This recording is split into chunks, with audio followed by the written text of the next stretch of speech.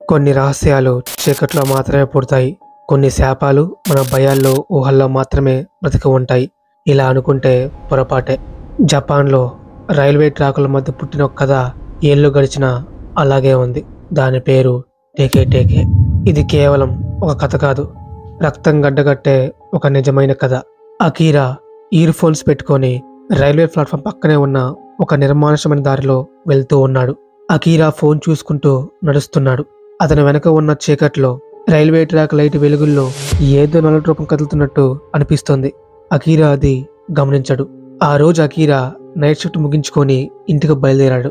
రాత్రిపూట short cut కోసం అతను ఎప్పుడు లేని విధంగా ఈ పాత నిర్మానుష్యమైన ట్రాక్ పక్కన ఉన్న దారిని ఎంచుకున్నాడు.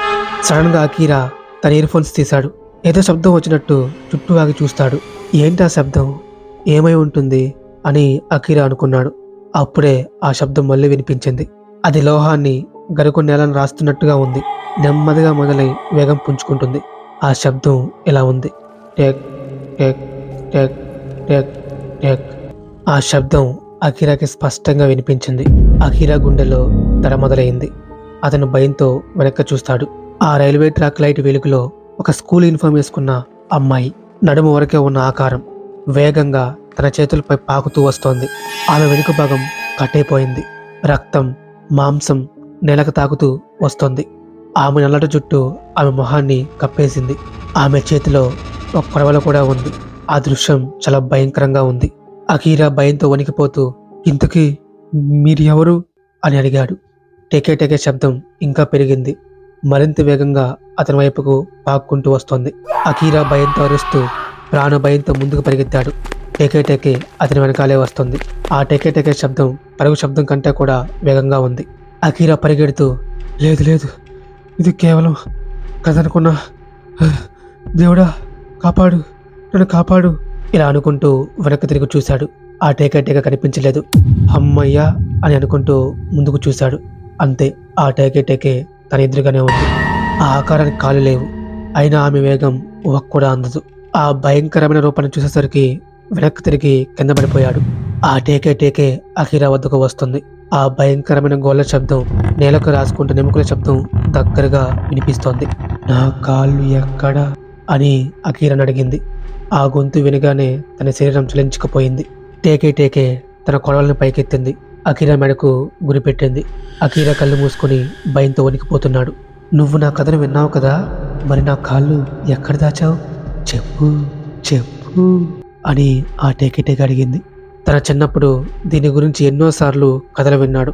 అప్పుడు అకీరాకు ఒక విషయం గుర్తుకొచ్చింది. అకీరా వణికిపోతూ, మీ కాళ్ళు మిషన్ ఎక్స్ప్రెస్ వే మీద ఒసాకా నాగోయ మధ్యన ఉన్నాయి అని చెప్పాడు. టేకే టేకే తన కొడవల్ని కిందకు దింపేసింది. టేకే టేకే ఒక్కసారిగా ట్రాక్ వైపు అత్యంత వేగంగా తిరిగి చీకట్లో మాయమైపోయింది. కేవలం ఆ చీకట్లో టేక్ టేక్ టేక్ అనే శబ్దం దూరంగా వినిపిస్తోంది. అకీరా నెమ్మదిగా లేచి కూర్చున్నాడు. అతని శరీరం చల్లగా అయిపోయింది. ఒళ్ళంతా చెమట పట్టేసింది. భయంతో గుండె వేగంగా కొట్టుకుంటుంది. అకీరా ఆ చీకటినే చూస్తున్నాడు. ఇది నిజమా లేక భ్రమ అని అనుకుంటున్నాడు. ఆ రోజు అకీరా ప్రాణాలతో బయటపడ్డాడు. కానీ అతని మనసులో ఆ భయంకరమైన శబ్దం, ఆ సగ శరీరం బలంగా నాటుకుపోయాయి. టేకే టేకే ఎప్పుడు తన కంటపడిన వాళ్ళని చంపి వాళ్ళ శరీరాన్ని సగం చేస్తుంది, తనలానే మార్చేస్తుంది. కానీ అకీరా మాత్రం తప్పించుకున్నాడు. ఒకరోజు తన పని పూర్తి చేసుకొని రాత్రి 8 గంటలకి ఇంటికి వచ్చాడు. స్నానం చేయడానికి బాత్రూంలోకి వెళ్ళాడు. అద్దంలో తన వెనక ఎవరో ఉన్నట్టు అనుమానం వచ్చింది. వెనక్కి తిరిగాడు. ఎవ్వరూ కనిపించలేదు. అకీరా బాత్రూమ్ డోర్ మూసి షవర్ ఆన్ చేశాడు. అప్పుడే అతని ఇంటి బయట నుంచి చాలా దూరంలో ఆ రైల్వే ట్రాక్ దిశగా నెమ్మదిగా చిన్నగా టేక్ టేక్ అనే శబ్దం మళ్ళీ వినిపించింది. అకీరా ఒక్కసారిగా షవర్ ఆపేసి ఆ శబ్దం కోసం చెవులు రెక్కించి విన్నాడు. అతని ముఖం భయంతో నిండిపోయింది. లేదు, అది అయ్యుండకూడదు, అది అయ్యుండకూడదు అనే భయంతో వణికిపోతున్నాడు. ఈసారి ఇంకా దగ్గరగా, మరింత వేగంగా అతని ఇంటి వైపుకు దూసుకు వస్తున్నట్టు అనిపించింది. ఆ బాత్రూమ్ కిటికీ నుంచి దొంగ చూశాడు. ఆ చీకట్లో ఆ దారిలో ఏదో నల్లటి ఆకారం పాక్కుంటూ వేగంగా వస్తుంది. అకీరా కళ్ళల్లో భయం ఒక్కసారిగా అంధకారం అయిపోయింది. ప్రాణ భయంతో అరిచాడు. టేకేని చూసినా లేదా ఆమె కథను విన్నా ఆ శాపం వాళ్ళని వెంటాడుతుంది, వాళ్ళని చంపే వరకు. టేకే ఒక జపనీస్ అర్బన్ లెజెండ్. ఎన్నో ఏళ్ళుగా ఈ టేకే జపాన్ను వణికించింది. కషిమా రికో అనే ఒక అమ్మాయి తన స్కూల్ అయిపోయాక తన ఫ్రెండ్స్తో బాగా టైం స్పెండ్ చేసింది. దానివల్ల రాత్రి 8 గంటలకు తన ఇంటికి వెళ్లాల్సి వచ్చింది. ఆమె రైల్వే ప్లాట్ఫామ్ పై నడుస్తూ ఇంటికి వెళ్తోంది. హఠాత్తుగా తన వెనక ఎవరో వస్తున్నట్టు తనకు అనిపించింది. వెనక్కి తిరిగి చూసింది. ఒక వ్యక్తి తన వెనకే వస్తున్నాడు. ఆమెకు భయం మొదలైంది. భయంతో వేగంగా నడక మొదలుపెట్టింది. అలా వెళ్తున్నప్పుడు కాలు జారి ఆ రైలు పట్టాల మీద పడిపోయింది. అదే సమయంలో అమాంతంగా దూసుకొచ్చిన ఒక రైలు ఆమె శరీరాన్ని 2 భాగాలుగా చేసింది. అది దారుణమైన మరణం. ఆమెకు సహాయించడానికి ఎవరూ రాలేదు. ఆమె శరీరం చల్లటి ప్రాంతంలో నెమ్మదిగా రక్తం కోల్పోయింది. భయంకరమైన నొప్పితో ఆమె చనిపోయింది. తను చనిపోయేటప్పుడు తన కాళ్ళ వైపు చూసుకుంది, కానీ తన కాళ్ళు తనకు కనిపించలేదు. ఆ టేకే తన కాళ్ళ కోసం ఆ రైల్వే ట్రాకుల పైన తిరుగుతూ ఉంటుంది.